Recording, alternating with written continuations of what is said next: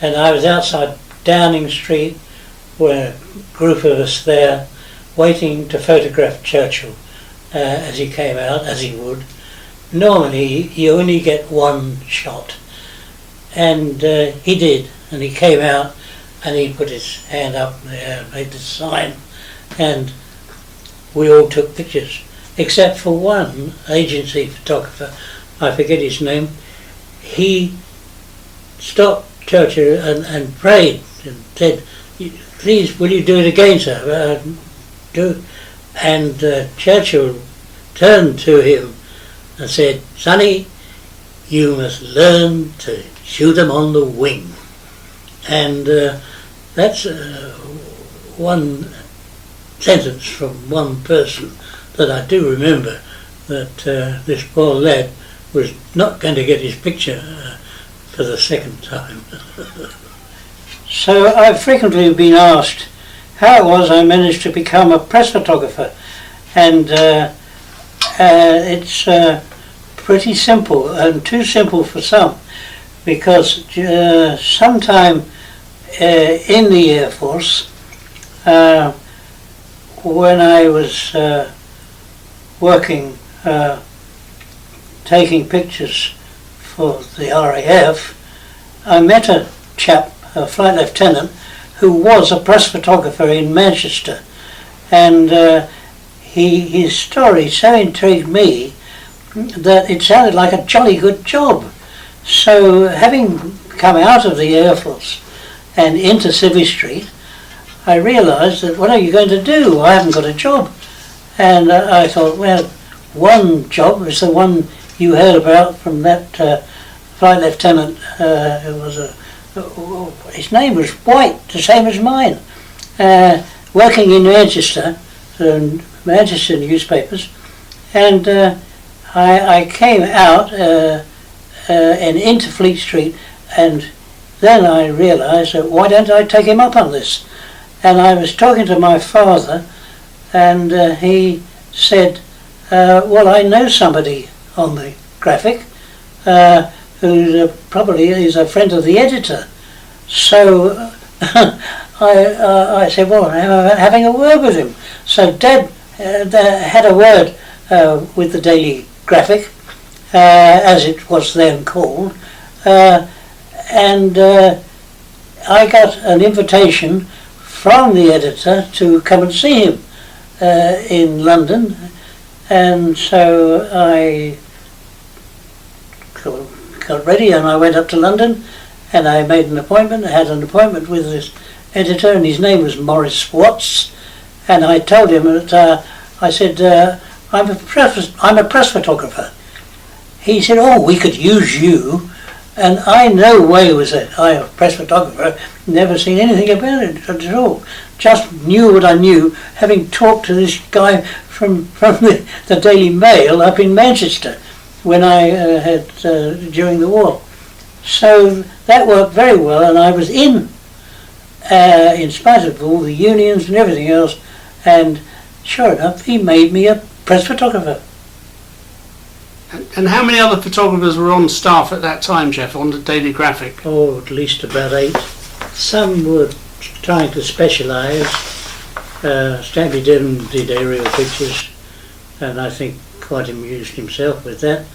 There were sports photographers who were good at football.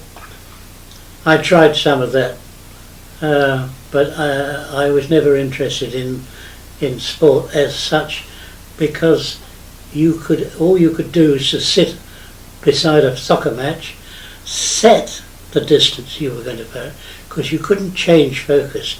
It was too much. You could set the camera on 7 yards and hope the action happened to within 7 yards. And if it didn't, you didn't get it. I mean, it was a muzzy. I did do quite a bit of tennis. That is easier because you've got a very good idea that it'll happen between 5 and 7 yards, and it will be sharp. And that was always full of action. Gorgeous Gus's pants was a talking point. I was asked to see if I could get some funny pictures with a camera, and I thought up of a couple of chaps from the Middle East being head up for parking on a no parking area. It's quite good. The lady who got caught under buying a carpet, her legs were still sticking up. No, I wouldn't say they were popular, but they always, if you could raise a laugh, then that was good enough. You joined the Graphic in 1946, and by 1951 you'd won the Press Photographer of the Year competition. Yes, extraordinary. That really shook me rotten. It seemed to me that everybody working in pictures for the newspapers were trying jolly hard to find the best pictures, and it would take, and could take, years and years before you ever acclaimed such an honour. I didn't know much about it. I just took it in my stride, and in 1951, having started in 1946, they really felt that I had amassed enough pictures to go in for this competition. Put them in, and they won. And I was the Photographer of the Year. Wonderful. After so short a time. Yes. And of course you've won many individual categories over the years. Oh yes, they're going on all the time, and one picks up the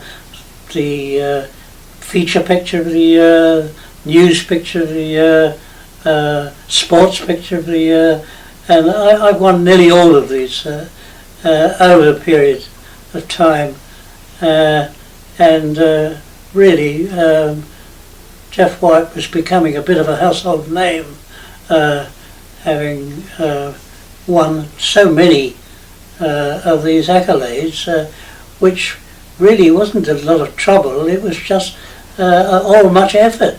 One did the job, and if you were lucky enough, you were there when it happened, and with a bit of luck, nobody else was. That was certainly a criterion, and if you managed to do it and nobody else got it, then it became a scoop, and a scoop was something which everybody wanted, but very few people managed to get. Well, this was one of the game shows at the Albert Hall, and knowing what they were trying to do was arrange all these scouts underneath me as a camera in the roof. I was talking for a long time to Ralph Reeder and saying, could you straighten out the third row or the fourth row or the fifth row, and he got bored, and he realised I was going on too long, and he wanted to get it arranged. So the picture came. That was the picture, but it took ages to try and straighten out, not a very good term, straighten out the circles, and that was difficult. You are trying to convey the story in one picture, preferably. Oh, this is one of my most difficult assignments. When we had the relief of Bimbrook, the aircraft air station had no food, and they had to fly in food by Dakota, and it was many miles from London, and I went by train to Market Raisin, then I got a car, and I got nearer and nearer until eventually we couldn't move the car any further, and we bogged down in the middle of the night and started to walk, and we walked to the station, and we got there just at the right time. We walked out into the airfield, and a Dakota came over, dropped his chutes, and these are the parcels arriving on the airfield, which is a great relief to myself, having got the story. That was a one-off, a scoop, as you might say. I thought of the picture that one has in mind with somebody punting down the river and the chap with the punt falling off because he gets it stuck or something.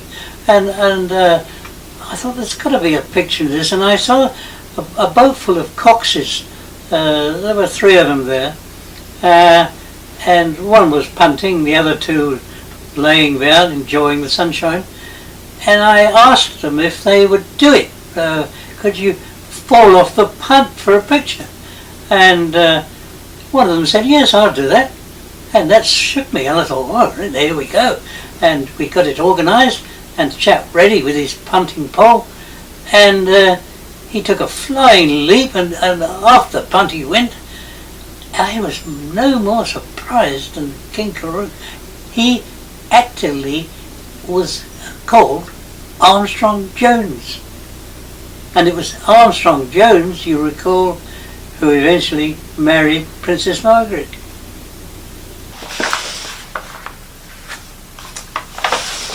Well, one fascinating picture amongst my collection is that I was going up Haverstock Hill.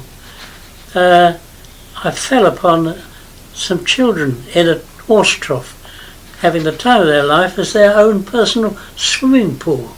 So, yes, this was quite amusing, and I took some pictures.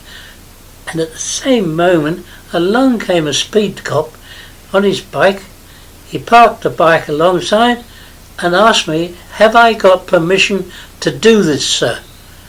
And I had to tell him that I fell upon it. It was nothing to do with me. I didn't set it up. I wish I had. But so he left me, and he went over to the children, and I photographed him with these children, all looking at the police, wondering what the police were going to do.